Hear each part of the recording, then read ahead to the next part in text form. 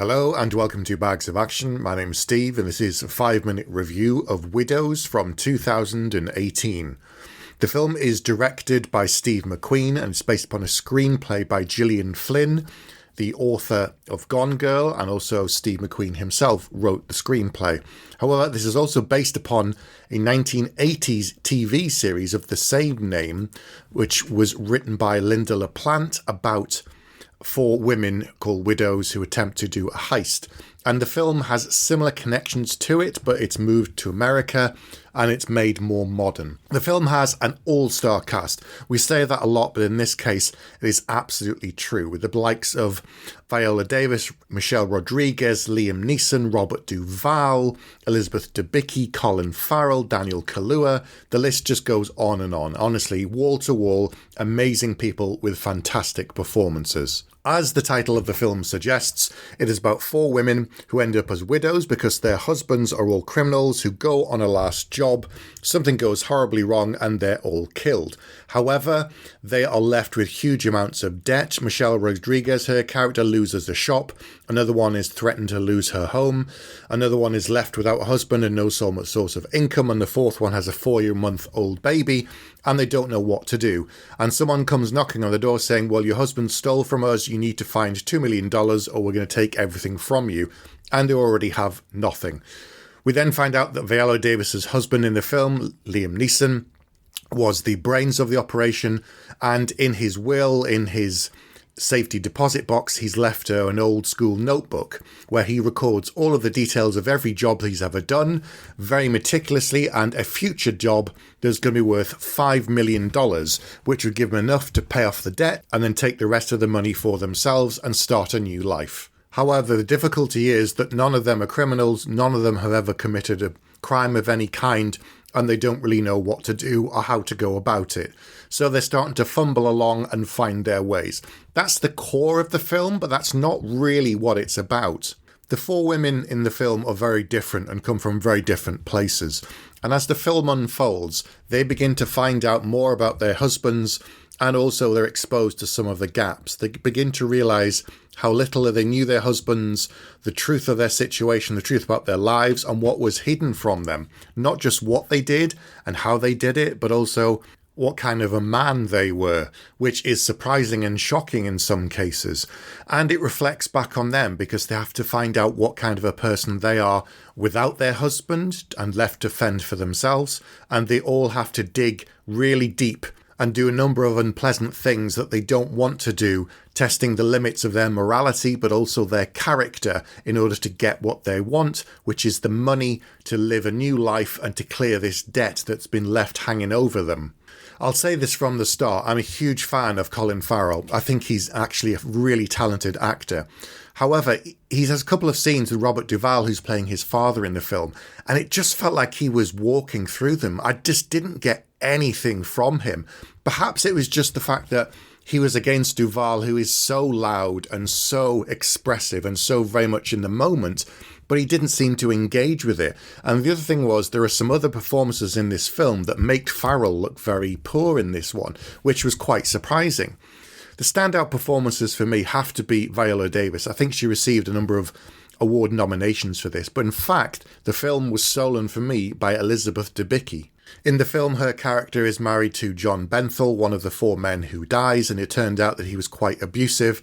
He'd always give her a black eye and then he'd apologise and be very sorry afterwards. And so she lived in this abusive cycle with him. And once he was gone, she finds out that she's left to fend for herself, and the only alternative that even her mother suggests is to rely on her looks and once again become a possession and become a thing that belongs to a man. And over the course of the film, her character finds her own worth and finds this inner strength that slowly transforms her.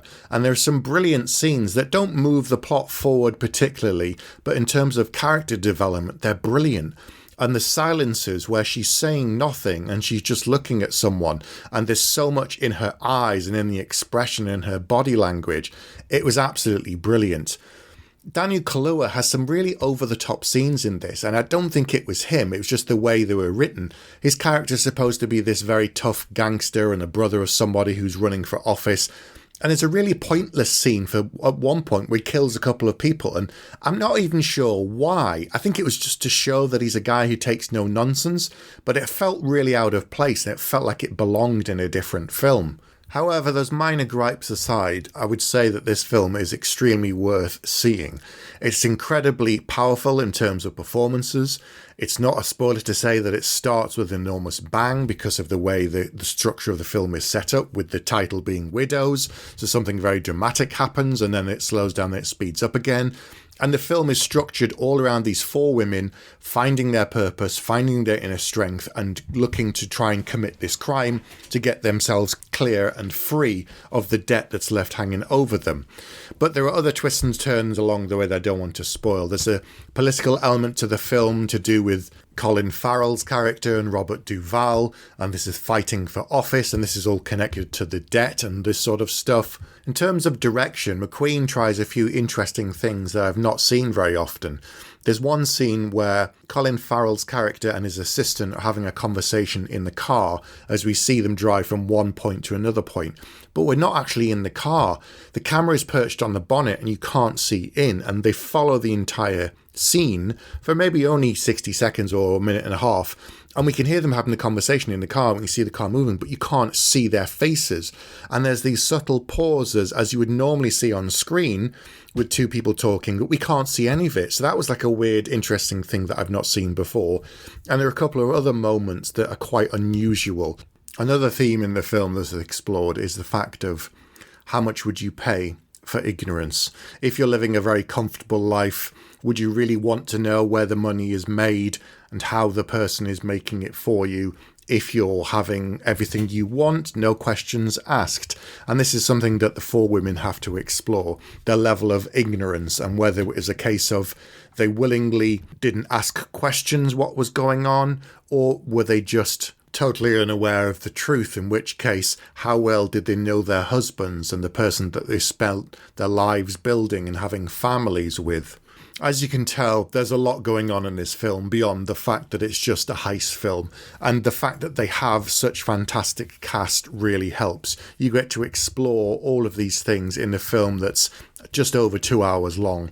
It feels like they could have actually added half an hour for once, given that when it was originally a TV series, I think it was a mini-series of about 6 or 8 hours on the BBC, so there was space to explore more, but they've obviously cut some things out to make it into a film, which is fine. It never felt particularly rushed, that's for sure. So thinking about the film overall, thinking about the score, there's a lot of things that I liked and very few things that I didn't like. And I'm just going to be nitpicking if I pick out individual performances or the odd small scene that just seemed a little bit out of place.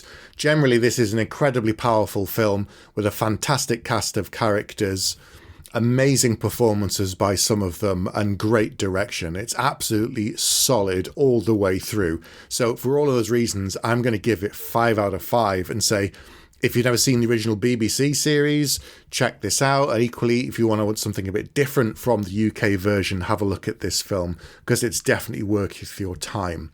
So have you seen Widows? If so, get in touch and let us know. You can contact us in all of the usual ways. We're on email, join the Facebook group.